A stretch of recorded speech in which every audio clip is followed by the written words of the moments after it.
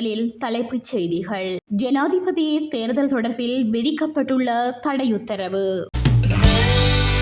தேர்தலில் அரியநேந்திரனுக்கு 50% வாக்குகள் உறுதி.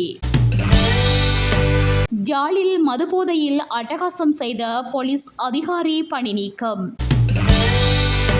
நோய் தொற்று தொடர்பில் நாட்டு மக்களுக்கு கடுமையான எச்சரிக்கை. குடும்ப சுமையால் விபரீத முடிவெடுத்த பாடசாலை மாணவி. தேர்தல் கூட்டங்கள் மற்றும் பிரச்சார நடவடிக்கைகளுக்காக அரசு செலவில் விமானங்களை பயன்படுத்த தடை விதிக்கப்பட்டுள்ளது. பல்வேறு பகுதிகளுக்கு செல்ல அரசு செலவில் விமானப்படை ஹெலிகாப்டர்கள் அல்லது விமானங்களை பயன்படுத்த தடை விதிக்கப்பட்டுள்ளதாக தேர்தல் ஆணையகம் அனைத்து வேட்பாளர்களுக்கும் அறிவித்துள்ளது. எவ்வாறாயினும் ஏனைய தேர்தல் அல்லாத உத்தியோகபூர்வ நடவடிக்கைகளுக்கு விமானங்களை பெற்றுக்கொள்ளக்கூடிய நபர்கள் அரசாங்க விமானங்களை பயன்படுத்துவதற்கு எந்த தடையும் இல்லை என அவர் குறிப்பிட்டுள்ளார்.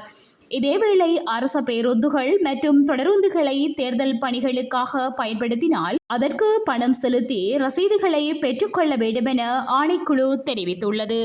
இதற்கமைய அரசாங்க சொத்துக்களை தேர்தல் பணிகளுக்கு பயன்படுத்துதல் தொடர்பில் கிடைக்கப்பெற்ற முறைப்பாடுகள் தொடர்பாக உடனடியாக நடவடிக்கை எடுக்குமாறு அனைத்து மாவட்ட தேர்தல் அதிகாரிகளுக்கும் தேர்தல் ஆணைக்குழு அறிவித்துள்ளது.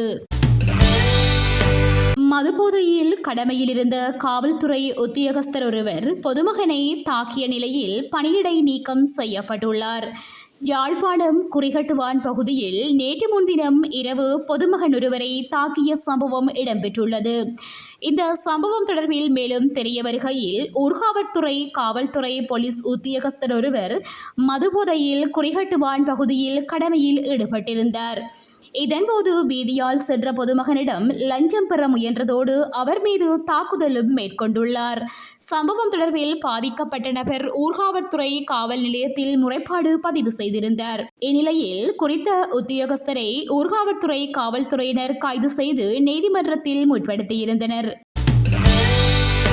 இந்த வருடத்தின் முதல் 6 மாதங்களில் இலங்கையில் சுமார் 5000 எலிக்காய்ச்சல் நோயாளர்கள் பதிவாகியுள்ளதாக தெரிவிக்கப்பட்டுள்ளது.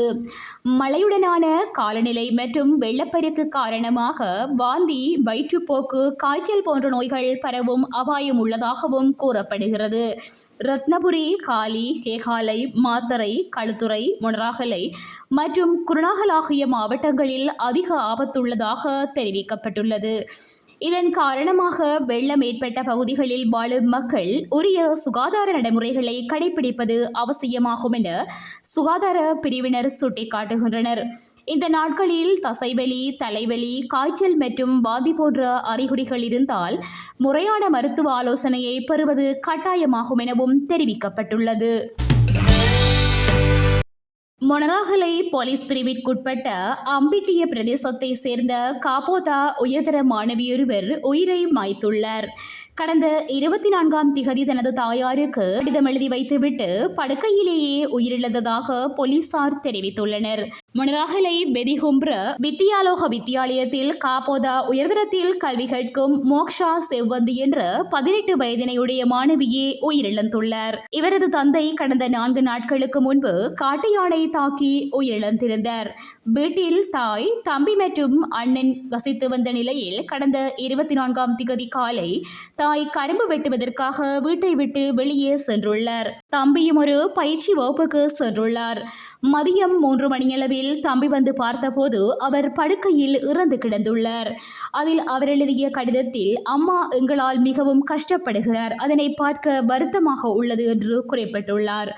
பணப்பிரச்சினை காரணமாக அவர் படிப்பதில் கூட சிரமப்பட்டதாக விசாரணையில் தெரிய வந்துள்ளது. சம்பவம் தொடர்பில் போலீசார் மேலதிக விசாரணைகளை மேற்கொண்டு வருகின்றனர்.